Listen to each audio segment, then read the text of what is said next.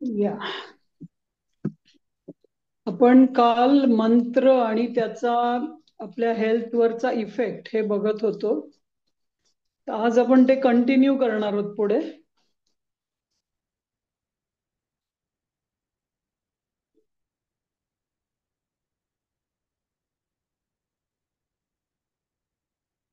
आज आपण खूप महत्वाच्या काही गोष्टी बघणार आहोत, ज्या मी तुम्हाला बेसिक कोर्समध्ये जलगायत्री सांगितली होती आणि त्याचे काही इफेक्ट सांगितले होते. पण आज आपण पंचभूत गायत्री बघणार आहोत, कारण प्रत्येकाला त्याच्या शरीरामध्ये काय इश्यू आहे किंवा काय बॅलन्स केलं पाहिजे त्याप्रमाणे त्यांनी तो मंत्र करण्याची गरज असते.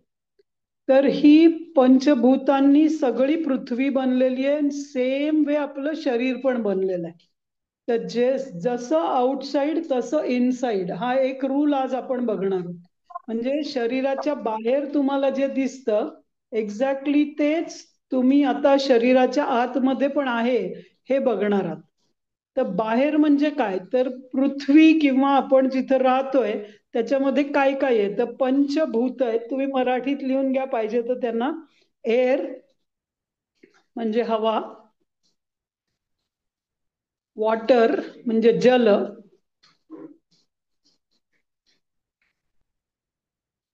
पृथ्वी अर्थ पृथ्वी, फायर म्हणजे अग्नी आणि स्काय म्हणजे आकाश. या 5 पंचभूतांना आपण आपल्या शरीरामध्ये त्याचा हेल्थशी काय रिलेशन आहे किंवा ते कसं आपल्याला ऍक्च्युअली समजलं पाहिजे हे बघायचंय. तर पंचभूतांमध्ये 3 दोष आहेत आपल्या शरीरामध्ये, किंवा 3 दोष म्हणजे त्यात काही दोष हा मराठी प्रमाणे शब्दाचा अर्थ घेऊ नका. दोष याचा अर्थ काही एलिमेंट्स जशी बाहेर आहेत तशीच आपल्या शरीरामध्ये पण ती एलिमेंट्स आहेत. म्हणजे ते दोष आहेत किंवा काही चुकीचं आहे असा दोष या शब्दाचा अर्थ नाहीये त्याचा.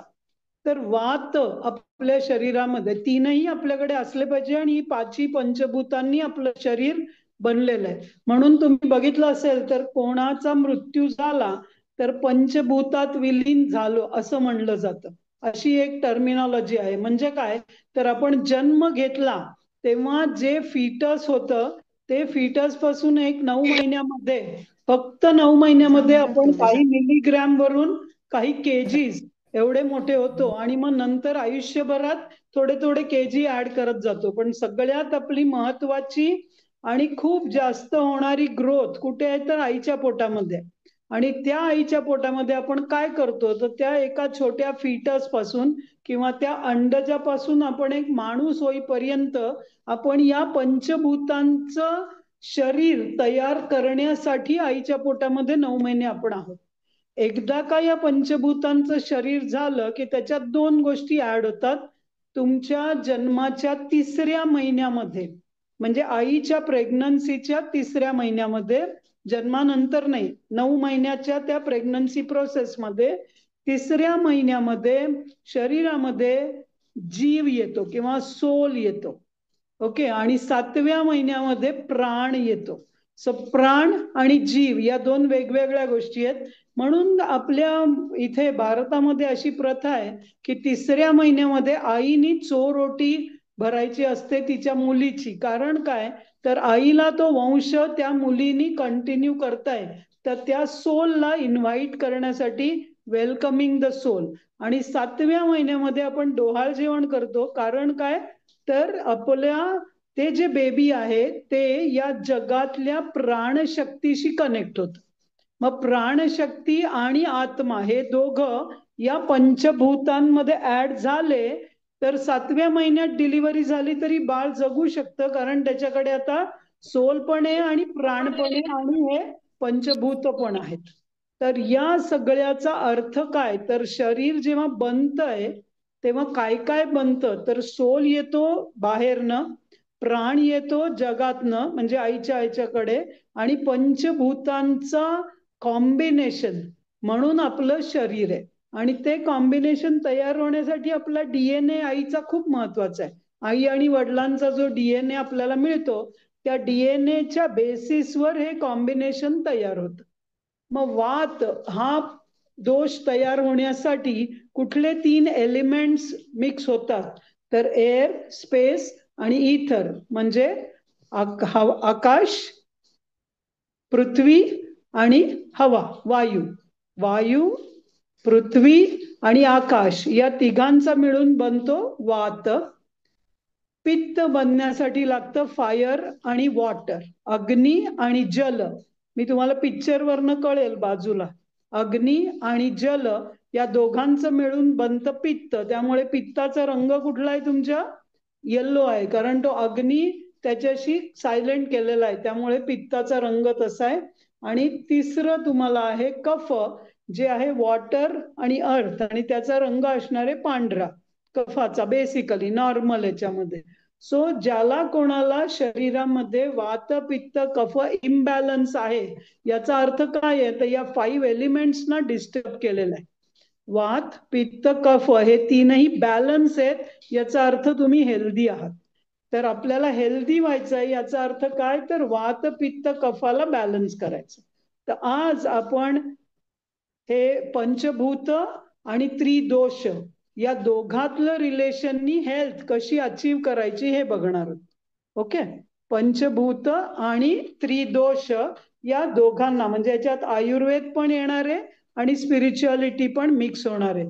त्यामुळे मी पूर्ण आयुर्वेदावर नाही बोलणार आहे, पूर्ण स्पिरिच्युअलिटीवर नाही बोलणार आहे, कारण जेव्हा आपली 5 एलिमेंट सेट होतात किंवा पंचभूत किंवा त्याला पंचमहाभूत सुद्धा म्हणलं जातं, आणि भूत याचा अर्थ त्याचा ते आपण जे मेल्यानंतर होतं ते भूत नाहीये, तर याचा अर्थ भूत म्हणजे एक एलिमेंट की ज्याचं मूळ तत्व, म्हणजे आपण म्हणतो की ऍटम, आणि ऍटम मध्ये आहे प्रोटॉन, न्यूट्रॉन, इलेक्ट्रॉन, हे त्याचे कसे एलिमेंट आहेत, तसे या पृथ्वीवरती जे काही आहे ते या पंचमहाभूतांनीच बनलेलं असू शकतं, दुसरं काहीही असूच शकत नाही, वेगळं काही नाहीच आहे.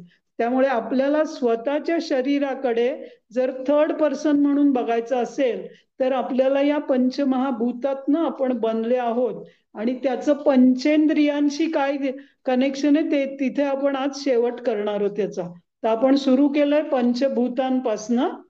त्रिदोष आणि पंचभूतांचं कनेक्शन सांगून मी तुम्हाला डिसीज काय येतो आणि कुठलं एलिमेंट कमी झाल्यामुळे कुठला डिसीज येतो, आणि कुठल्या डिसीजला आपण आयुर्वेदाप्रमाणे कुठल्या दोषाला इम्बॅलन्स झालंय म्हणतो, त्याला सेट करण्यासाठी आपण एक एक एलिमेंटला कसं सेट करणार आहे हे बघणार आहोत आज.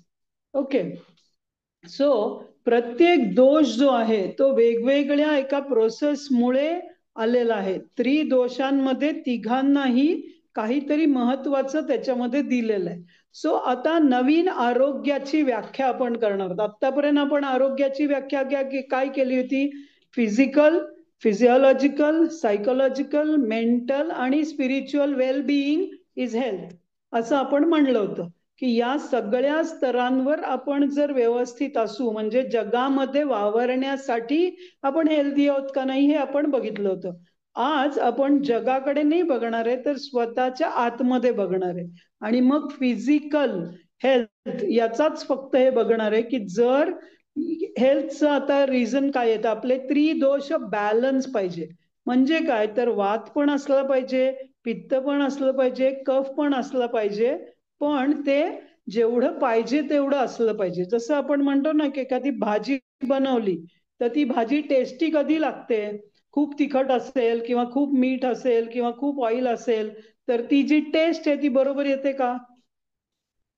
नाही येत. म्हणजे त्या त्या भाजीमध्ये त्याचे त्याचे जे आवश्यक इन्ग्रेडियंट्स आहेत ते जर व्यवस्थित प्रमाणात असतील तर त्याला तुम्ही म्हणता टेस्टी आहे, राईट? पण तुमचं प्रमाण, माझं प्रमाण, अजून कोणाचं तरी प्रमाण वेगळं असू शकतं. तसं प्रत्येक शरीराची वातपित्त कफाची गरज वेगवेगळी आहे. म्हणजे काही लोकांच्याकडे कफ हा जास्त प्रकृतीत असू शकतो. आता ज्यांची कफ प्रकृती आहे त्यांनी कसं ओळखायचं की माझी बॉडीच्या कडे वातपित्त कफामध्ये कफ जास्त आहे? तर नुसतं एखाद्या माणसाला बघून तुम्ही सांगू शकता की याच्याकडे कफ प्रकृती आहे का नाही.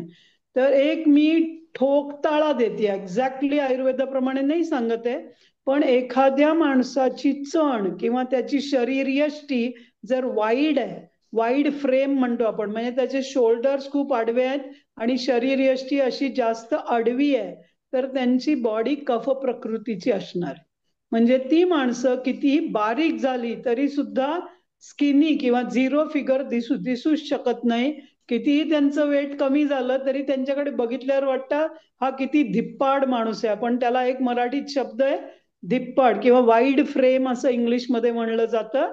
तर त्यांनी मी वजन माझं 70 किलो व्हायला पाहिजे हे ठीक आहे, पण पूर्ण मी झालंय का? व्हायच्यासारखं बारीक बंद व्हायला कर. पाहिजे, त्याच्यासारखं बारीक व्हायला बंद कर. पाहिजे असं करायची गरज नाही. कारण तुम्हाला जर बेसिक बॉडी स्ट्रक्चरच कफ प्रकृतीमध्ये असेल, म्हणजे वातपित्त कफ मध्ये कफ जास्त असेल, तर त्यांचं काय दिसणार आहे, स्ट्रक्चरच आडवं दिसणार आहे. म्हणजे तुम्ही जर 3 जणांचा फोटो काढला, असं समजा की 3 फ्रेंड्स आहेत आणि ते एका फ्रेम मध्ये एका बाजू एक उभे आहेत आणि त्यांचा फोटो काढला आणि मग आपण त्यांचे चेहरे काढून टाकले आणि फक्त आउटलाईन घेतल्या सपोज, तर जो कफ प्रकृती असेल तो त्या फ्रेम मधली सगळ्यात जास्त जागा वापरेल. लक्षात येतंय तुम्हाला? 3 मित्र किंवा मैत्रिणी किंवा 3 माणसांचा मिळून फोटो काढला एका फ्रेम मध्ये, आपल्याला वाटतं की ते इक्वल डिव्हिजन 1/3 1/3 1/3 व्हायला पाहिजे, पण तसं होत नाही. कफ प्रकृतीचा माणूस आडवी जागा जास्त घेईल. सो शोल्डर टू शोल्डर त्यांची विड्थ जास्त असेल. पण हेच एक्झॅक्टली अपोजिट जेव्हा वात प्रकृतीचा माणूस असेल तो सगळ्यात कमी जागा घेईल, तो सगळ्यात कमी जागा घेईल. आणि पित्त प्रकृतीचा माणूस असेल तो मध्ये असेल. सो वात पित्त कफ यांचा बेस नेचर हे वेगळं असतं. ओके. सो तुम्हाला असं कधीही म्हणलं नाही पाहिजे की मला हा प्रॉब्लेम आहे, मग आता त्यांनी ते केलं मग मी पण केलं तर मला बरं होईल, असं चालेल का? त्यामुळे आयुर्वेदामधलं कुठलंही मेडिसिन किंवा होमिओपॅथीतलं कुठलंही मेडिसिन किंवा नॅचरोपॅथीतलं कुठलंही मेडिसिन कोणीतरी फ्रेंडनी घेतलं म्हणून मी पण घेतलं तर माझा रोग बरा होणार आहे का? नाही. नाही. पण ॲलोपॅथीतलं मेडिसिनच असं आहे की सगळ्यांनाच चालतं, म्हणजे ते बरोबर नाहीच आहे माझ्या मते. तर त्याचा बेसिसच बरोबर नाहीये. कारण तुम्ही प्रकृतीचा त्याचा पद्धतीचा विचार न करता, पण आजकाल ॲलोपॅथीचे डॉक्टर सुद्धा सगळ्यांना सरसकट सगळं मेडिसिन देत नाहीत. ते विचार करतात की तुमचे सिमटम्स काय आहेत. आणि आता प्रत्येक आजाराचे सिमटम प्रत्येक प्रकृतीसाठी वेगळे असणार. तुमची कफ प्रकृती असेल तर कफ प्रकृतीवाल्याला ताप आला ना, तर पहिलं काय होणार आहे, त्याचं नाक कंजेशन होईल आणि त्याच्या छातीमध्ये कंजेशन होईल, कारण त्याच्यासाठी बेसिस तो आहे. पण वात प्रकृतीवाल्याला ताप आला तर त्याला थंडी वाजायला लागेल आणि तो म्हणेल नाही नाही मला वीकनेस वाटते. असं प्रत्येकाची एक वेगवेगळी रिॲक्शन असेल टू द सेम प्रॉब्लेम. आपण हे बेसिक कोर्समध्ये बघितलं होतं की कारण एकच आहे पण त्याचे सिमटम्स सेम असतात का? नाही. आपण जेव्हा गैरसमज बघितले होते ना की कारण एकच आहे पण प्रॉब्लेम वाटेल की त्याच कारणामुळे पण मला त्याचा सिमटम वेगळा येतो, किंवा सिमटम सेम आहेत पण त्याचं मूळ कारण वेगळं असू शकतं. आणि ह्या कारण आणि सिमटमचं जे रिलेशन आहे ते बेसिकली वातपित्त कफ आणि 5 एलिमेंट्स यांच्यानी जोडलं जातं. सो फॉर एक्झाम्पल, जर वात इम्बॅलन्स झाला, प्रत्येकाकडे वातपित्त कफ तिन्ही आहे, पण कोणा 3 पैकी एक गोष्ट प्रॉमिनंट असते. सो जर आपल्या शरीरातला वात असंतुलित झाला किंवा इम्बॅलन्स झाला तर काय होईल, टेन्शन वाढल्यासारखं वाटतं उगीच, किंवा टेन्शन वाढतं याचा अर्थ तेव्हा वात इम्बॅलन्स आहे, किंवा शरीरामध्ये ड्रायनेस येतो किंवा कॉन्स्टिपेशन सुरू होतं. ही एक्झाम्पल्स आहेत की वात असंतुलनाची ही एक्झाम्पल आहेत. जर पित्त असंतुलित झालं तर तुम्हाला ऍसिडिटी होईल, शॉर्ट टेम्पर्डनेस येईल, किंवा पोटामध्ये जळजळ होते, म्हणजे तुम्ही म्हणता की बर्निंग सेन्सेशन येऊ शकतं, की काही खाल्लं तर अशी करपट ढेकर येते. याचा अर्थ काय येतं, म्हणजे कुठल्या रोगाचं निदान करण्यासाठी काय इम्बॅलन्स झालंय. मग आता जर मला ऍसिडिटी ट्रीट करायची असेल, तुम्ही सांगू शकता का काय ट्रीट केलं पाहिजे? ऍक्च्युली पित्ताचा इम्बॅलन्स झालाय, ते बॅलन्स केलं पाहिजे. म्हणजे पित्त जास्त झालंय, आपण म्हणतो ना माझं पित्त खवळलंय, हा एक वाक्प्रचार आहे मराठीमध्ये की पित्त खवळलंय. तेव्हाच तुम्हाला हे सगळं होतं. खवळलंय म्हणजे ते वाढलंय. तर आपल्याला कुठलाही आजार झाला तर त्याला आपल्याला सेट करण्यासाठी या वातपित्त कफाला बॅलन्स करावं लागेल. कफाच्या असंतुलनामुळे काय दिसतं तर सुस्ती, लेझीनेस वाढेल, डलनेस, नाही काही उठून करावंसच वाटत नाही, किंवा वजन वाढत राहील आणि वाटेल की काय मी हवा खाल्ली तरी माझं वजन वाढतं, पाणी प्यायलं तरी वजन वाढतं, असं म्हणणारी लोक पण आहेत. मी किती डाएटिंगचे प्रकार केले, एक्सरसाइज केले, काही केलं तरी माझं वजन कमी होत नाही. याचा अर्थ काय आहे तर कफ असंतुलित झालाय आणि ब्लड थिक व्हायला लागतं. रक्तसंचयपेक्षा बेसिकली ब्लड थिकनिंग सुरू होतं आणि ज्यांचं ब्लड थिक आहे त्यांना खूप सारे ब्लड मुळे झाले. म्हणजे काय होतं, एनर्जी फ्लो होत नाही, आता तिथे तिथे ब्लॉक होऊन जातं. मग ज्या अवयवापाशी ते ब्लडचं थिक होईल तो अवयव काम करायचं कमी करेल. मग कोणाच्या डोळ्याला प्रॉब्लेम असेल, कोणाच्या हृदयाला प्रॉब्लेम असेल, कोणाच्या किडनीला असेल, कोणाच्या लिव्हरला असेल, कुठं जाऊन ते रक्त प्रवाह त्याचा थांब कमी होतो, तिथं तिथं तो प्रॉब्लेम येऊ शकतो. ओके, सो नाव आता आपण पंचभूत आणि त्रिदोष यांचं रिलेशन पहिल्यांदा बघितलं. नंतर बघितलं की एखाद्या आजाराचं आणि त्रिदोषातला कुठला दोष बॅलन्स झालाय त्याच्यामुळे तो आजार येतो. मग आता आपण काय बघणार आहोत की जर आपल्याला आजार झालाय त्यामुळे मला कळलंय की मला कुठला दोष, वात पित्त कफाला बॅलन्स करायचंय, पण मला माहितीये की वात असेल तर कुठल्या एलिमेंट्सना मला बॅलन्स करायचंय. म्हणजे त्याची ट्रीटमेंट करायची असेल मंत्राच्या दृष्टीने तर कुठल्या मंत्रामुळे मी माझ्या बॉडीतल्या कुठल्या दोषाला बॅलन्स करू शकते. मी औषध यांनी बोलत नाहीये, पण मंत्राला औषध वापरून आपण कसं हे करू शकतो हे आपण याच्या पुढे बघणार आहोत. मग आता पृथ्वी तत्वासाठी काय केलं पाहिजे. म्हणजे आता जर आपला दोष कळलाय आपल्याला आणि आपल्याला त्याचं एलिमेंट कळलंय, सो पृथ्वी तत्व जर आपलं कमी झालंय, शरीरामध्ये पृथ्वी तत्व कमी झालंय, तर काय केलं पाहिजे तर योग केला पाहिजे, ग्राउंडिंग केलं पाहिजे. म्हणजे मी आता तुम्हाला नेहमी सांगते ना, वेगस नर्व ऍक्टिव्हेशनच्या वेळी पायातल्या चपला काढा, बेडवर बसू नका, पाय जमिनीवर पूर्ण ठेवा. कारण काय तर तिथे आपल्याला अर्थिंग किंवा ग्राउंडिंग होणं महत्वाचं आहे. आणि बागकाम करा, पण बागकाम सुद्धा आपण चप्पल घालून करतो, मग काही उपयोग नाही. जेव्हा तुम्ही बागेत जाल तेव्हा चपला काढा आणि जमिनीवर जा. जमीन म्हणजे सिमेंट कॉन्क्रीट नाही, टार रोड नाही, घरामधल्या टाईल्स नाही, तर तुम्हाला पृथ्वीचा स्पर्श, मातीचा स्पर्श व्हायला पाहिजे. सो आश्रम मध्ये तुम्ही बघाल अनवाणी चालणं, आमच्या आश्रम मध्ये तर चपला घालायला परमिशनच नव्हती. जेव्हा आमची शाळा काढली होती आम्ही तिथे कुठल्याही मुलांना चपला घालायला अलाउड नव्हतं. कारण का तर पायामध्ये तुम्हाला अॅक्युप्रेशर पण व्हायला पाहिजे आणि एक गोष्ट खूप महत्वाची काय व्हायला पाहिजे तर आपल्या शरीरामध्ये तुम्हाला खूप वेळा जाणवतं ना की असं आपण काहीतरी काम करतोय कुठे स्टीलला किंवा असं टच झालं की एक शॉक बसल्यासारखं वाटतं. शॉक बसल्यासारखं वाटतं की नाही. तर जेव्हा आपल्या शरीरामध्ये कुठला तरी दोष आहे तेव्हा काय झालंय तर आपल्या शरीरामध्ये फ्री रॅडिकल्स वाढलेत. फ्री रॅडिकल्स म्हणजे जसं ते इलेक्ट्रॉन्स आहेत, ते इलेक्ट्रॉन्स आपल्या शरीरामध्ये वाढलेत आणि ते आता फिरतायत. इलेक्ट्रॉन्स फिरतायत. म्हणजे हेच सेम होतं जर तुम्ही फ्रीजला अर्थिंग नाही केलं किंवा फ्रीजला तुम्ही स्टॅबिलायझर नाही लावला आणि सडनली पॉवर आली तर काय होतं, हेवी व्होल्टेज वाढलं की फटकन फ्रीजचा कॉम्प्रेसर जातो. पूर्वी आपलं व्हायचं असं. मग त्यांनी काय केलं, फ्रीज खराब होऊ नये म्हणून, टीव्ही खराब होऊ नये म्हणून, सगळ्या गोष्टींना पूर्वी आपल्याकडे प्रत्येकासाठी एक एक बॉक्स होती. तुम्हाला जर 90s मध्ये स्टॅबिलायझर. आठवत असेल, नवीन इलेक्ट्रॉनिक वस्तू घेतली तर त्याच्या डोक्यावरती पहिला एक स्टॅबिलायझर ठेवलेला असायचा आणि मग 3 पिन प्लग हीच गोष्ट केव्हा आली? आपले सगळे 2 पिन प्लग होते.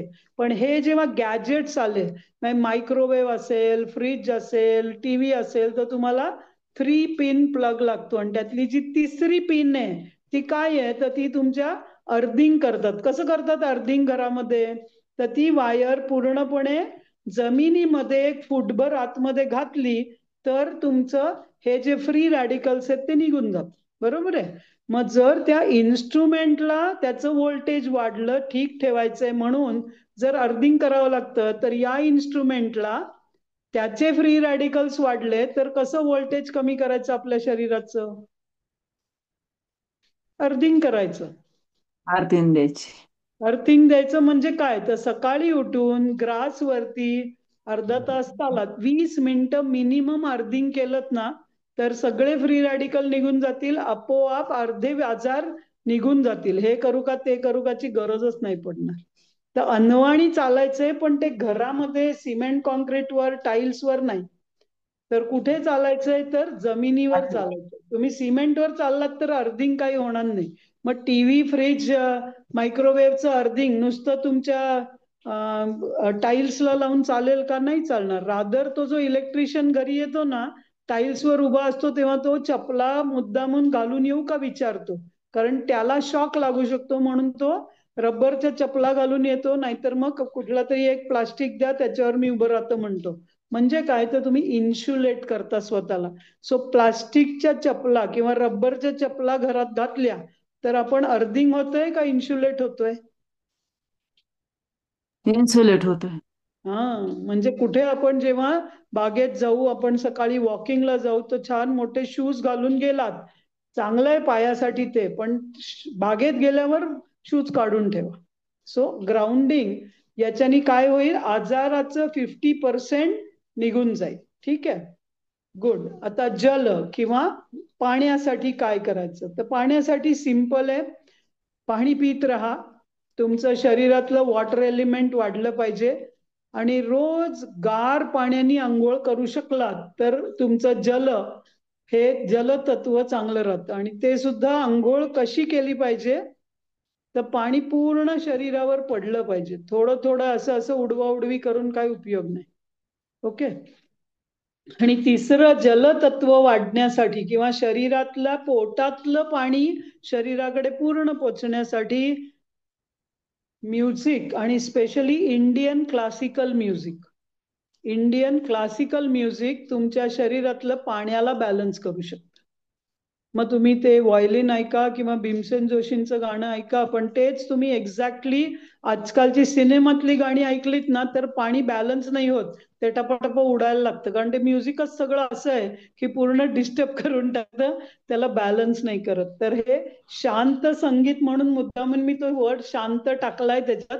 पण मला म्हणायचंय बेसिकली की क्लासिकल म्युझिक ज्याच्यामध्ये तुम्हाला व्यर्थी शब्द नसणार आहेत आणि बसल्या बसल्या पाय हलणार नाहीये. तुम्ही एएमसीतली भजनं जर तुम्हाला आठवत असतील तर तुमच्या शरीरामध्ये फक्त तुम्ही लिक्विड डाएटवर आहात आणि ते भजन ऐकताय, ऑटोमॅटिकली तुमचं मन आणि बॉडी खूप छान सिंक होऊन जातं.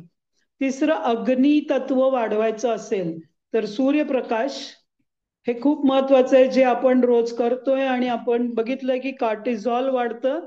आणि कार्टिझॉल वाढलं की कार्टिसॉल वाढलं की काय होतं? तर शरीरातला अग्नी वाढतो आणि तुम्हाला काम करण्याची इच्छा वाढायला लागते. काम करण्याची इच्छा वाढायला लागते. राईट. आणि दुसरं, मेणबत्तीच्या प्रकाशात ध्यान, हे ज्यांना शक्य आहे लाईट त्यात करू शकलं तर.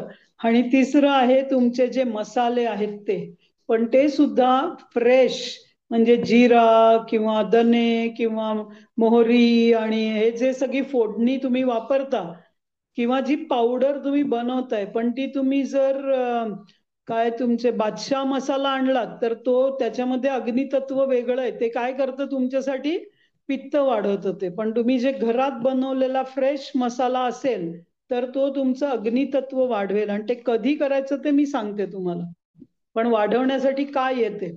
वायू तत्व वाढवण्यासाठी प्राणायाम, जास्तीत जास्त सुख प्राणायाम, जो अनुलोम विलोम प्राणायाम आहे, आणि कुठलाही प्राणायाम.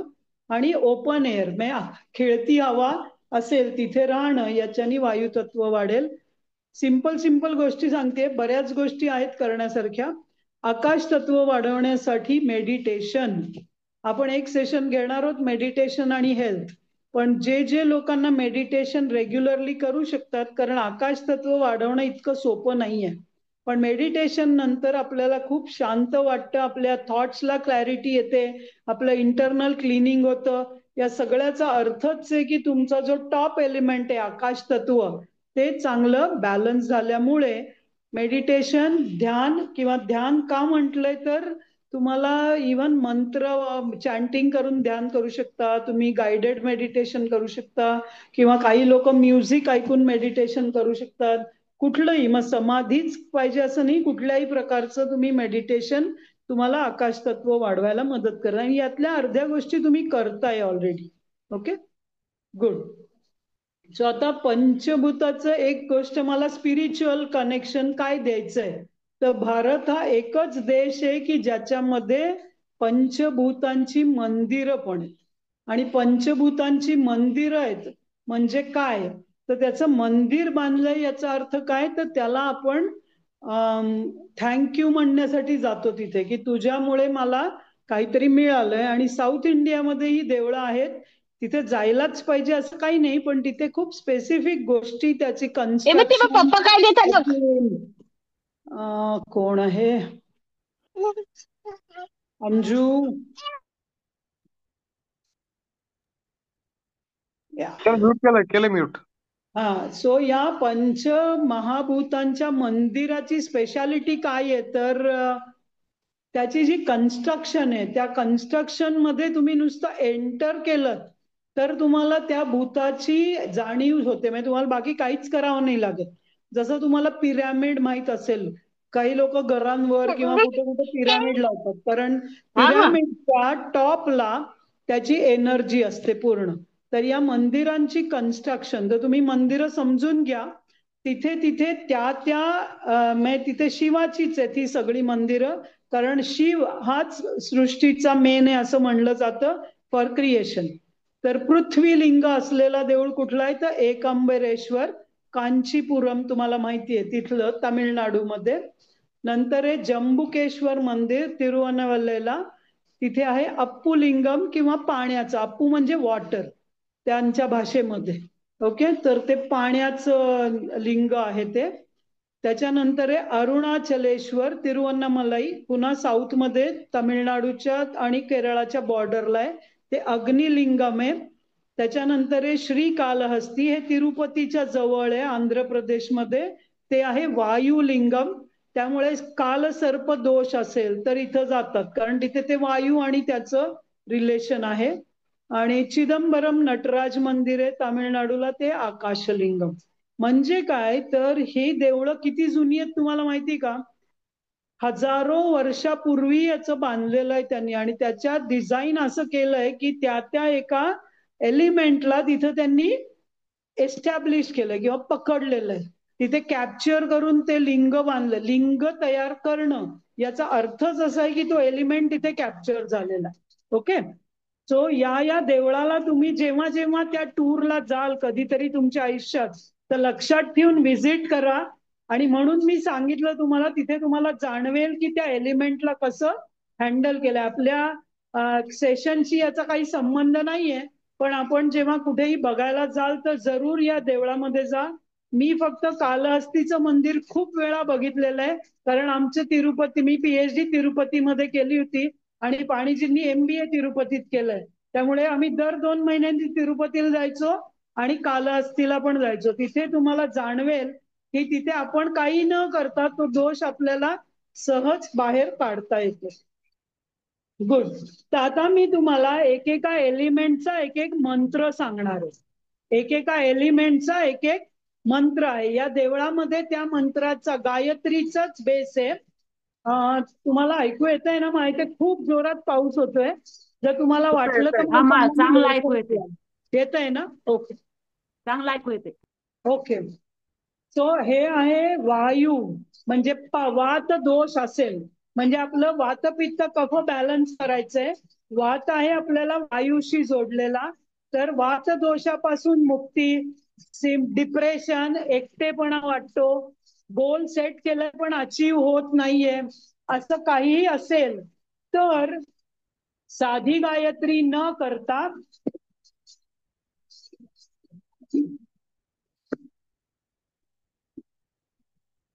ही गायत्री करा, जी आहे वायू गायत्री. ओम पवन पुरुषाय विद्महे सहस्रमूर्तये धीमहि तन्नो वायू प्रचोदयात्. हा मी जय तुम्हाला गुरुदेवा, खालचं PDF वर दिसत नाही, देणार आहे, तिथे तुम्हाला कुठलाही मंत्र दिसत नाही. मिळेल. तर ज्यांना कोणाला वाटतं की माझा वायू दोष वाढलेला आहे, डिप्रेशन आहे, मानसिक डिस्टर्ब वाटतं, त्यावेळी 11 वेळा हा मंत्र करा. मॅडम मला दिसत नाही. दोषाला बॅलन्स करण्याचा मंत्र आहे, त्यामुळे तुम्हाला तो मंत्र केला तर पुरेसं राहतं आणि मॅम सहज. पुन्हा एकदा सांगा ना जरा फास्ट. जय गुरुदेव मा, खालची लाईन दिसत नाही. जय जय गुरुदेव मा, गुरुदेव मा, मला दिसत नाही, मला दिसतच नाही. खालची लाईन व्हिडिओच बंद खालची केलाय. लाईन माझं खालची दिसतंय, त्यांचा काहीतरी प्रॉब्लेम असेल. हो, कुठेतरी व्हिडिओ बंद केलाय माझा, प्लीज. व्हिडिओ तर चालू आहे, मला दिसतं माझ्या याच्यावरती. जय गुरुदेव मा, मला नाही दिसत आहे. लास्ट लाईन नाही दिसत आहे. लास्ट लाईन हो, नाही दिसत. लास्ट लाईन नाही दिसत आहे, तर खालचं हे झालं. ओके, मला दिसत नाहीये मॅडम, प्लीज. PDF पाठवणार आहे, त्याच्यात दिसेल. ओके ठीक आहे, मी वर करते त्याला. हा हा थँक्यू. ओम पवन. जरा प्लीज व्हिडिओ हे चालू करा ना माझा. या नाही, मी स्टॉप केलं होतं व्हिडिओ. हा, मगाशी जरा चूक झाली, सॉरी. या वरती केलंय, आता दिसतोय. मला काहीच दिसत नाही. नाही, तुम्ही पुन्हा जॉईन व्हा, कारण मला दिसतंय, मी 2 फोनवर आणि याच्यावर आहे, मला दिसतंय. ओम पवन पुरुषाय विद्महे सहस्रमूर्तये धीमहि तन्नो वायू प्रचोदयात्. म्हणण्याची पद्धत सगळं गायत्री आहे, 24 अक्षरांचं सेम प्रोसेस आहे, रिदम गायत्रीचाच आहे. हा मंत्र 11 वेळा म्हणला तर तुमचा वायू दोष किंवा जे काही वायू एलिमेंट तुमचं कमी झालंय ते तुम्ही वाढवू शकता. ठीक आहे, ओके. आपण एकदा म्हणूया सगळे, जे ज्यांना समजत नाहीये, दिसत नाहीये त्यांच्यासाठी. आता मी म्हणीन, त्याच्यानंतर एक एक लाईन तुम्ही म्हणा. आपण जलगायत्री कसं केलं होतं तसं, पण एकदाच म्हणूया. ओम पवन पुरुषाय विद्महे सहस्रमूर्तये धीमहि तन्नो वायु प्रचोदयात्. ओके, ठीक आहे.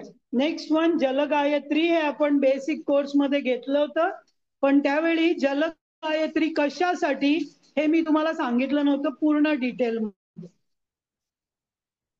पित्त आणि कफ या दोन्हींच्या दोषामुळे जेव्हा तुम्हाला बाहेर यायचंय, तर पित्त आणि कफ याचा दोष आहे म्हणजे काय, तर शरीरामध्ये उष्णता वाढली आहे.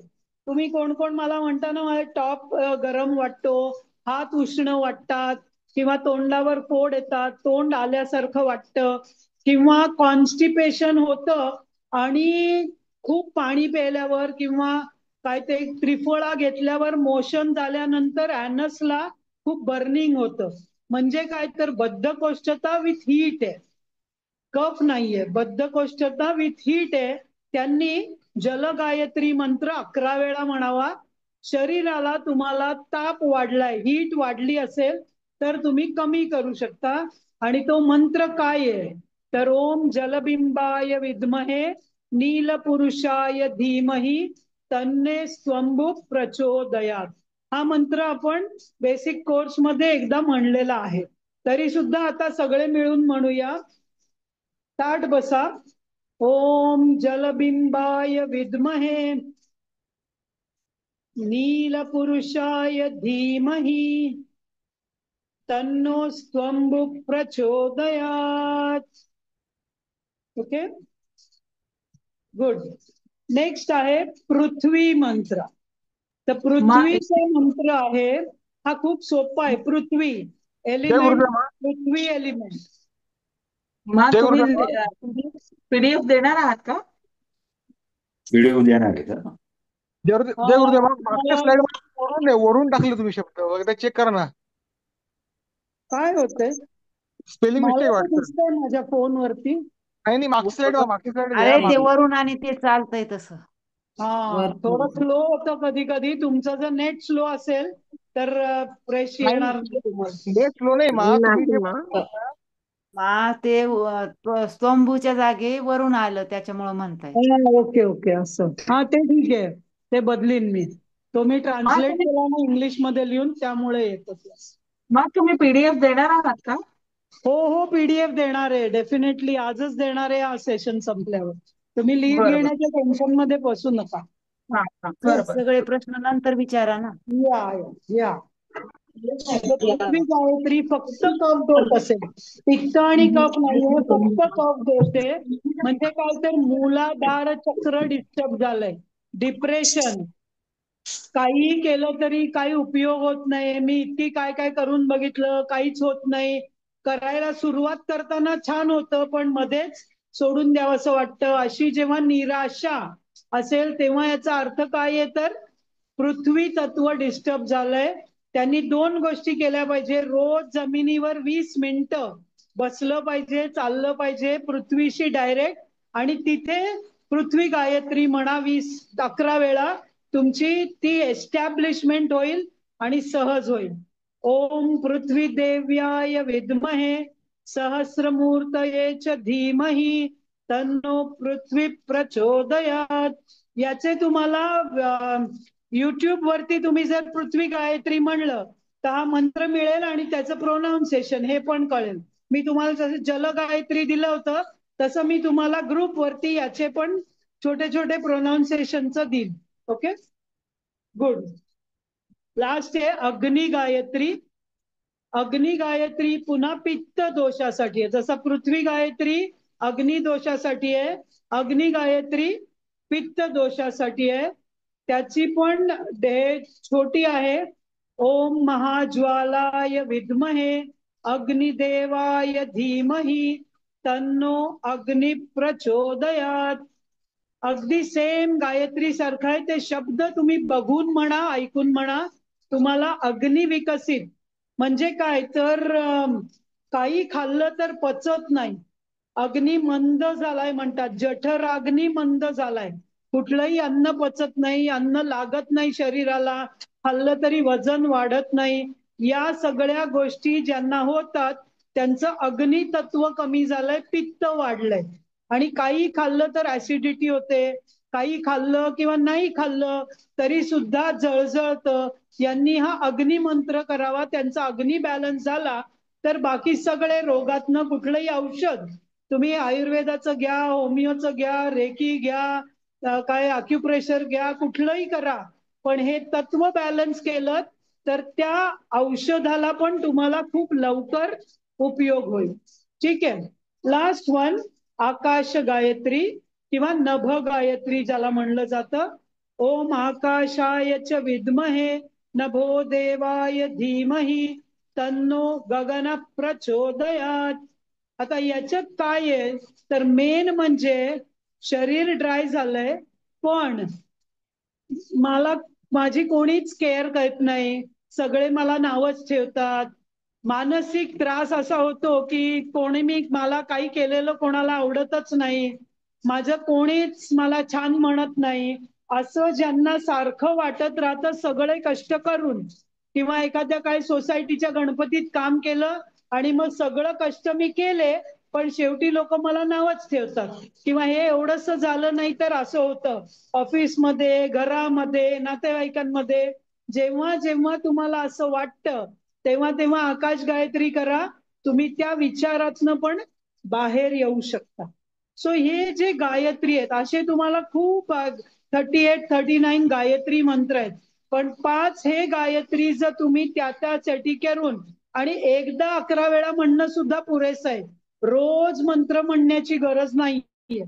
लक्षात ठेवा हे सुद्धा मेडिसिन सारखंच वापरायचंय. 3 ते 7 दिवस हा मंत्र तुम्ही 11 वेळा म्हणा, पुरेसा आहे तुमच्यासाठी. 3 ते 7 दिवसापेक्षा रोज करण्याची गरज नाहीये. रोज तुम्ही नॉर्मल गायत्री मंत्र करा. जेव्हा जेव्हा हा डिस्टर्बन्स वाटेल, औषध घेतल्यासारखा 3 ते 7 दिवस तुम्ही हा गायत्री मंत्र 11 वेळा करा. तो दोष बॅलन्स होईल. नाहीतर मग मध्ये 2-3 दिवसाचा ब्रेक घ्या, परत 3 ते 7 दिवस करा. पण महिना हा मंत्र करायचा नाही. हा मेडिसन आहे. नॉर्मल गायत्री रोज करा. पण हे गायत्री आहेत हे स्पेसिफिक कारणासाठी केले. जसं डोकं दुखतं म्हणून ॲनासिन घेतो, तसा हा दोष बॅलन्स करण्यासाठी हा मंत्र वापरायचा आहे. ठीक आहे, गुड. सो आता तुम्हाला पंचभूत कळली, त्रिदोष कळले, आणि त्यांना समजून निसर्गाचा आदर करून आपल्या आतल्या निसर्गाला तुम्ही बॅलन्स करायचे. म्हणून रोज हा मंत्र म्हणल्यानंतर झोपताना त्या देवाला किंवा त्या पंचभूताला थँक्यू म्हणून झोपा हा मंत्र म्हणल्यानंतर. तर तो काय करेल, झोपेमध्ये तुम्ही जो 11 वेळा मंत्र म्हणलाय तो सकाळी म्हणा, दुपारी म्हणा, संध्याकाळी म्हणा, कधीही म्हणू शकता. झोपायच्या आधी म्हणून जर झोपलात तर तो आतमध्ये तुमच्यासाठी ते क्लिनिंग करत राहील आणि सकाळी उठून तुम्ही फ्रेश व्हाल.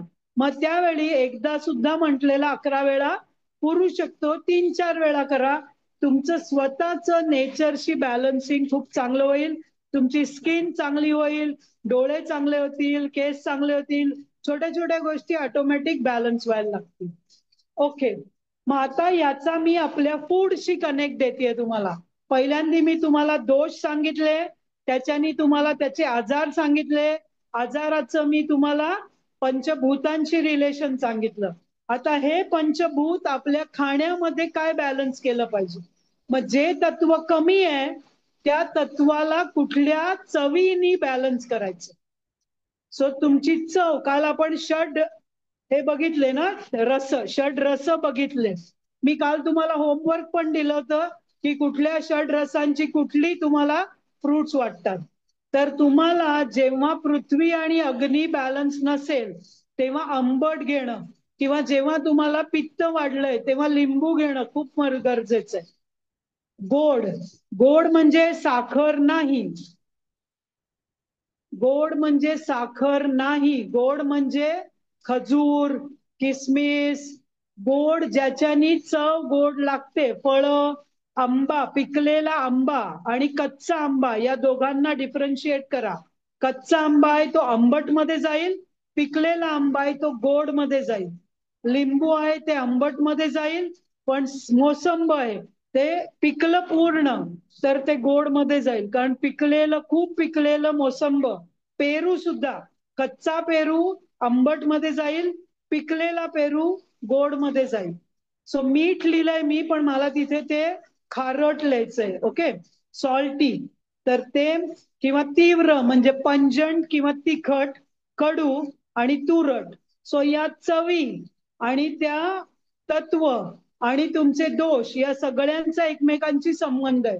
म्हणून आयुर्वेदाचं फूड तुम्हाला जेव्हा दिलं जातं तेव्हा ते सांगतात, जर तुम्ही आयुर्वेदाचं मेडिसिन घेतलं किंवा होमिओचं मेडिसिन घेतलं किंवा नॅचरोपॅथीचं मेडिसिन घेतलं तर तुम्हाला काही अन्न पदार्थ वर्ज्य करायला सांगतात. म्हणजे जो दोष तुमचा इम्बॅलन्स झालाय तो वाढवणारं अन्न तुम्ही वर्ज्य केलं पाहिजे. पण ते आयुष्यभर वर्ज्य नाही करायचंय, ते तुम्ही त्या औषध घेताना वर्ज्य करायचंय. कारण नाहीतर काय होतं, तुम्ही औषध घेता तो दोष कमी करण्यासाठी, पण अन्न खाता तो दोष वाढवण्यासाठी, आणि मग तुम्ही म्हणता आयुर्वेदाचं औषध काही काम करत नाहीये. पण आयुर्वेदाचं औषध काम करायचं असेल तर दोष समजले पाहिजेत, एलिमेंट समजले पाहिजेत, त्याचं चवीशी संबंध समजला पाहिजे, आणि मग काय थांबवायचं हे तुमचं तुम्हालाच कळेल. मग सगळ्यांनी सगळी चवी खाल्ल्याच पाहिजेत का? सगळ्यांनी सगळं अन्न खाल्लंच पाहिजे का? आणि याच्यातनं तुमच्या लक्षात येईल, मी तुम्हाला जेव्हा म्हणते आठवड्यामध्ये 30 वेगवेगळ्या गोष्टी खा, या 30 वेगवेगळ्या गोष्टी या 6 चवींना बॅलन्स करतात आणि मग तुमचे त्रिदोष बॅलन्स होतात, 5 एलिमेंट्स बॅलन्स होतात आणि तुम्हाला हे सगळं खूप सोपं होऊ शकतं. आणि आता वात पित्त कफ याचं आपल्या शरीरात दिसतं कसं, तर वात जेव्हा वाढेल तेव्हा प्राण कमी होईल. वात बॅलन्स असेल तर प्राणशक्ती बॅलन्स असेल. वात वाढला की प्राणशक्ती कमी होते, म्हणून प्राणायाम करणं खूप गरजेचं आहे. पित्त वाढलं तर तुमच्या चेहऱ्यावरचा तेजस्वीपणा कमी होतो, त्यामुळे त्याला पित्त ज्याचं वाढतं किंवा लिव्हर ज्याची खराब होते किंवा ज्याला तुम्ही म्हणता ना जॉन्डिस झाल्यासारखा दिसतोय माणूस, याच्या चेहऱ्यावरची कलाच गेली आहे किंवा काही उतरलाय याचा चेहरा असं म्हणतो, याचा अर्थ काय आहे तर त्याचं तेजस कमी झालंय.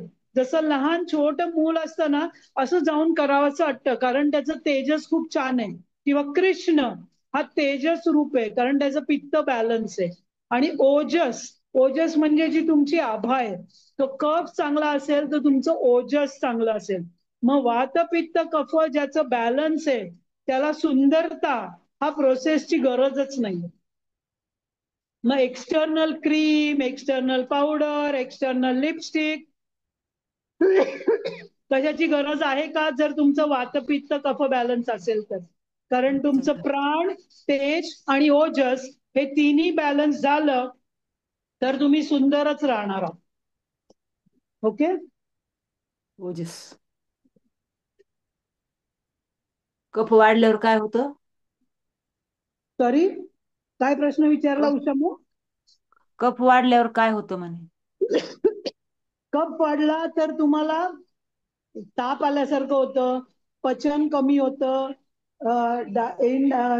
श्वास घ्यायला ब्लॉक होतं तुमचं नोज, आणि पोटामध्ये काही खाल्लं तरी डायजेस्ट नाही झालंय असं वाटत राहतं, चिकटा रोग झाल्यासारखं होतं, बरेच काही कफ वाढल्याचे प्रॉब्लेम तुम्हाला होतात. Okay, good. आता तुमच्या या 5 एलिमेंट्सचा आणि तुमच्या पंचेंद्रियांचा काय संबंध आहे? सो अग्नी हे तुमच्या आईशी संबंध आहे. तुम्हाला डोळ्यांची जळजळ होतीये किंवा हीट वाढली आहे शरीरात, आणि ज्याचं अग्नितत्व छान आहे, तुम्ही म्हणता की त्याच्या डोळ्याकडे बघितलं तर बघतच राहावंसं वाटतं, तो माणूस अट्रॅक्टिव्ह आहे. अट्रॅक्टिव्ह आहे म्हणजे काय, तर त्याच्या डोळ्यामध्ये जे तेज आहे ते कुठल्यामुळे येतं, तर त्या अग्नितत्वाचं तेज त्याच्या डोळ्यात आहे. ज्याचं अग्नितत्व छान आहे त्याच्या डोळ्यामध्ये नॅचरली एक असं आहे की तुम्हाला बघत राहावं असं वाटेल. असं वायू तत्व ज्याचं चांगलं आहे त्याची स्किन सॉफ्ट असेल, ऑइली असेल. वायू तत्व कमी झालं तर स्किन ड्राय होईल, तुम्हाला असं हात हे केलं तरी एक रेगा ओढल्यासारखं पांढरं पांढरं दिसतं. याचा अर्थ काय आहे, वायू तत्व कमी आहे.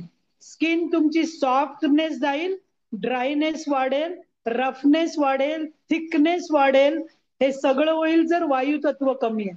मग जर तुम्हाला तुमच्या स्किनचे दोष आहेत, काही लोकांना असे काळे काळे पॅचेस येतात इथे मेद वाढला तरी, पण त्यांनी जर वायू तत्व सेट केलं तर त्यांच्या स्किनवरचा प्रॉब्लेम कमी होऊ शकतो. आकाश तत्व इयरशी संबंधित आहे. तुमच्या कानाच्या मागे एक पादरस असतो. कानाच्या आणि जो तुमचा ENTचा चॅनेल आहे त्याच्या कानाच्या जस्ट मागे इथे एक पादरस असतो, आणि जिथे जिथे तुमचं आकाश तत्व कमी होतं, म्हणजे तुम्हाला मनाचा बॅलन्स जातो आणि लहान मेंदूचा बॅलन्स जातो, तेव्हा पादरस कमी होतो. आणि ज्यांचा पादरस डिस्टर्ब होतो त्यांची चाल बिघडते. चाल बिघडते म्हणजे विचारांची चाल बिघडते. माणूस पूर्वी असा वागत होता आता असा वागतोय असं होतं, आणि नॉर्मल बॅलन्स सुद्धा जातो. त्यांनी त्यांचं आकाश तत्व मंत्र करून तुम्ही तुमचं ऐकणं आणि तुमचा पादरस बॅलन्स करू शकता. पृथ्वी तत्वानी तुमचा वास, नोज रिलेटेड सेट करू शकता, आणि वॉटरनी तुमची टंग. जे तुम्हाला मी जो सलाइवा ग्लँड्सचा जो एक्सरसाइज सांगितला ना पळण्याचा, त्याच्यानी तुमचं ऍक्च्युली जलत तुम्हाला जाणवतं ना, ते केल्यानंतर तोंडामध्ये ऍक्च्युली लाळ वाढायला लागते. आपण वेगस नर्व ऍक्टिव्हेशनच्या शेवटी जे करतोय तर त्या टंगनी तुम्ही काय करताय, जलतत्वाला सेट करताय. जलतत्व सेट करून तुम्ही तुमची सलाइव्हरी ग्लँड्स मधनं ऍक्टिव्हेट करताय. त्याच्यानी तुमचं पचन वाढेल, आणि त्या पचन तोंडातच जास्त झाल्यामुळे शरीरातलं पाणी वाढवायची गरज नाही राहणार. तर या सगळ्याच एकमेकांशी रिलेशन आहे. आणि मी जेव्हा म्हणलं तुम्हाला की पंचतत्वानी माणूस तयार होतो, तर प्रत्येक ऑर्गन शरीराचा तयार होत असताना प्रत्येक तत्व कामी येतं. सो शेवटी मंत्र जप ही वैज्ञानिक दृष्ट्या आज सेटल झालेली पद्धती आहे की मंत्राचे शरीरावर इफेक्ट, मंत्राचे ब्रेनवर इफेक्ट, मंत्राचे मनावर इफेक्ट, मंत्र वापरून आपण ट्रीटमेंट करू शकतो.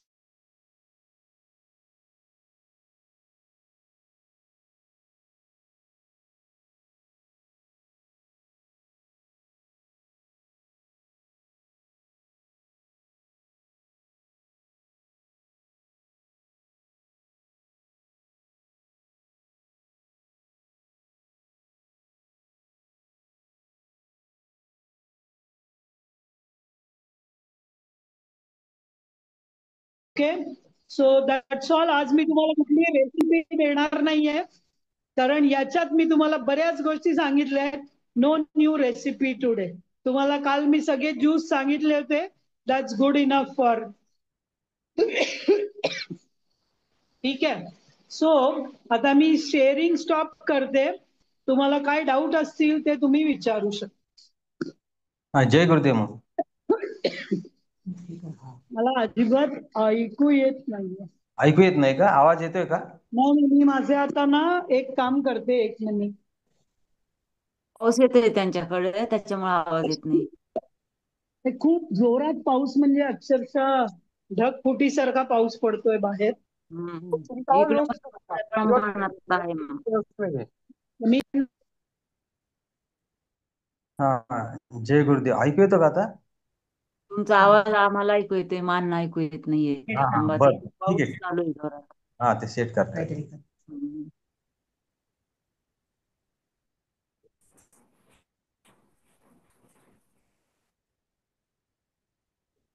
ज्यांना कोणाला बोलायचं हात वरती करा आणि नंतर मग काय सांगतील ते प्रश्न विचारतील.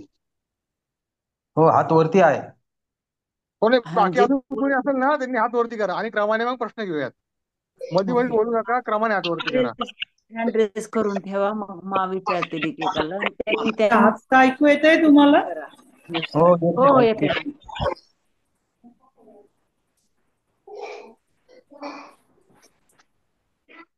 तुम्ही बोला तुमचा प्रश्न विचारा. तुम्ही आता माझा आवाज येतोय, राईट? तुमचा आवाज येतोय आता? माझा आवाज येतोय का तुम्हाला? तुम्ही बोला. येतोय, मला येतोय तुमचा. हा, ठीक आहे. आता माझी आता हे कसं सांगितलं, हे पहिल्यांदा सांगितलं प्रकृती असेल दिसत येतो मध्ये आवाज कोणीतरी सचिन बघत राहा, क्रॉस येतोय. केलं, म्यूट केले माझं. ओके, तुम्ही बोला. हा, आपल्याला जी शरीर यष्टी मिळते ती आपल्या आई वडिलांकडून मिळाली असते ना. त्याच्यामध्ये काही डीएनए असतात ते आपल्या हातात असतात. म्हणजे हे जे आपले त्याच्यानुसार आपले कपदोष ठरले जातात की त्याच्यामुळे तशी प्रकृती तयार होते. म्हणजे ते एक आहे. आणि दुसरी गोष्ट, तुम्ही जे गायत्री मंत्र जे सांगितलेत ते सगळे मंत्र सांगितले, पण त्याच्याबरोबर तुम्ही जी लक्षणं सांगितली ना, ती जर खाली लिहिली तर मी माझा वात दोष आहे की पित्त दोष आहे का काय हे समजू शकेल त्याच्याबरोबर. म्हणजे ते सायमल्टेनियसली जर दिलं तर, कारण मी माझी प्रकृती कशी आहे हे मी समजू शकत नाही ना. मी कशी समजणार? त्याच्यासाठी काय उपयोग आहे? मी माझी वात प्रकृती आहे की पित्त प्रकृती आहे, ठीक आहे. मी ती पण एक स्लाइड ऍड करीन. तुमच्यासाठी, तुम्हाला सोपं होईल. हा डोस खूप मोठा झालाय आता. सगळं अगदी परफेक्ट झालं. पण चार्ट जर केला ना की माझी प्रकृती कफ आहे, त्याचा दोष कुठला येतो आणि त्याच्यावरती लक्षणं काय, ओके, ठीक आहे. ठीक आहे. मी देईन करून तुम्हाला. कळला तुमचा, मला पॉइंट कळला. मी करून देईन तुम्हाला. ठीक आहे. ओके. नाही, मी आता पाठवण्याच्या आधी त्याच्यात ऍड करून मगच पाठवू. हो, म्हणजे ते सुटसुटीत होईल. कळतच नाही. कळलं, पॉइंट कळलं. येस. दीपाली, तुम्हाला काय सांगायचं? या तुम्ही म्यूट करा, ज्यांचं बोलून झालंय त्यांनी. हॅलो. हा, मी ऑडिओ आहे. ओके. आपण हे मन म्हणतो ना, आपलं मन, ते मन कुठे असतं? म्हणजे जे न्यूरोलॉजी किंवा ह्याच्याशी कनेक्टेड जे मन I don't know what is मन, वेअर इट इज सिच्युएटेड. मन म्हणजे तुम्ही म्हणा तुमचा कॉन्शियसनेस. ओके. कारण मनाची अशी शरीरामध्ये आपण ब्रेन हा आपला विचार करण्याचा प्रोसेस असं म्हणू शकतो. तर तुमचा आत्मा तुमच्या मनातनं थ्रू तुमच्याशी बोलत असतो. सो मन या कुठल्याही मन पोटात आहे का, मन इथे आहे का, मन तिथे आहे का, असं आपण नाही सांगू शकत. ओके. तर तुम्ही बघाल तर तुमचं आता सपोज पोट दुखतंय तर कॉन्सन्ट्रेशन होतं का अभ्यास करताना? नाही. नाही होत. दात दुखत असलं तर आता मन कुठे आहे तुमचं? त्या दुःखाकडे मन आहे, त्यामुळे तुम्ही डायव्हर्ट होऊ शकत नाही. ओके. आणि मग जी योगी लोक आहेत किंवा मेडिटेशन करण्याचा फायदा काय आहे, तर तुमचं मन आता तुमच्या कंट्रोलमध्ये राहतं. किती दात दुखला पण मला ऑफिसमध्ये प्रेझेंटेशन आहे म्हणल्यावर तुम्ही काय करता?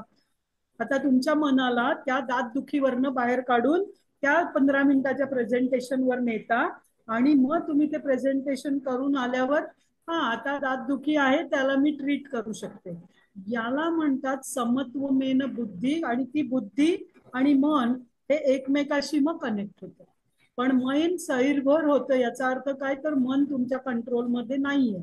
आणि जेव्हा तुमचं अन्न हे तामसिक असेल तेव्हा तुमचं मन तुमच्या कंट्रोलमध्ये असूच शकत नाही. आणि मग आता ते मन हे इथे आहे का तिथे आहे असं नाहीये, मन अख्ख्या शरीरभर आहे तुमच्या. Okay. Okay. Yes. Thank you. Vaishali तुम्ही हात वर केला, तुम्हाला काय विचारायचं? हॅलो. हा मा या, मी या, बोला, ऐकू येतंय मला. तुम्हाला पिन केलं होतं मध्ये की मला पित्त दोष म्हणजे पित्त खवळल्यासारखं होत होतं. तर आता ते सगळं म्हणजे चांगलं झालंय. फक्त माझं डोकं दुखतंय, पण डोकं किंवा चक्कर आल्यासारखं होतं. तर त्याच्यासाठी आता मला काय करायला पाहिजे? नाही, आता मग तुम्ही तुमचं हिमोग्लोबिन चेक करा. कारण तुम्ही त्याच्यासाठी जे काही केलंय तर तुमच्याकडे रिक्वायर्ड एनर्जी तुमची कमी असू शकते किंवा ऍक्च्युली तुम्हाला भूक लागतीये पण तुमची शरीराची कपॅसिटी या पित्तामुळे कमी झाल्यामुळे तुमचं अन्न कमी झालं असेल तर तुम्ही थोडं थोडं जास्त खायला लागा. कारण शरीराची गरज वाढली आहे आणि अन्न कमी खाताय असं होत असू शकतं. आणि बीटरूट हे तुम्ही फक्त कांजी नका करू, बीटरूट तुम्ही किसा. ओके. काही 3-4 दिवस पुढचे करून बघा. बीटरूट किसा, त्याच्यामध्ये गूळ, किसमिस, खजूर आणि कोकोनट. ओके. हे सगळ्यांसाठी मी तुम्हाला उद्या बीटरूटचा लाडूची रेसिपी देईन. त्याच्यात मग तुम्ही भाजलेला रवा घाला किंवा भाजलेली कणिक घाला जे तुम्हाला फूड म्हणून खायचं असेल तर. पण अदरवाईज तुमच्यासाठी बीटरूट, अर्ध बीटरूट छोटं जे असतं ते म्हणजे ऑलमोस्ट तुमचा हातभर एवढा येईल एवढा बीटरूटचा चव असला पाहिजे. त्याच्यामध्ये तुम्ही थोडा गूळ घाला, थोडं खोबरं घाला, फ्रेश कोकोनट, आणि त्याच्यामध्ये किसमिस, खजूर, अंजीर जे तुम्हाला, काजू, बदाम, जे ड्रायफ्रुट्स तुमच्याकडे असतील थोडे थोडे, आणि ते सलाड तुम्ही रोज 3-4 दिवस खा. त्याच्यानी बघा तुमचं ते रक्त शरीरातलं आहे ना ते वाढेल किंवा त्यातलं हिमोग्लोबिन वाढेल आणि मग ती एनर्जी तुमची डोक्यापर्यंत पोहोचत नसेल. कारण ब्रेनला डोकं दुखत असेल तर त्याला लागते ग्लुकोज आणि ते ग्लुकोज पुरत नसेल आता तुम्हाला. ओके. आणि मग ते फ्लेक्स सीडचे लाडू वगैरे मी आज केले, संडे होता म्हणून. I will try that. Thank you. मग आजचं ना सेशन इतकं अप्रतिम झालं. पुन्हा एकदा एक रिक्वेस्ट म्हणून घेता येईल का आजचं सेशन? हो, घेता येईल. आणि मला माझाच आवाज ऐकू येत नाहीये, इतका जोरात पाऊस पडतोय ना माझ्या इथे. तर हा आपण शेवटच्या दिवशी पुन्हा एकदा रिपीट करूया. No problem. Okay. Thank you ma'am. Thank you very much. Thank you. मग तुम्हाला आवाज येत नव्हता पण इकडे खूप क्लिअर चांगलं छान आवाज ओके. नाही, मला मी सांगते ना, मला माझाच आवाज येत नाहीये, इतका जोरात पाऊस पडतोय की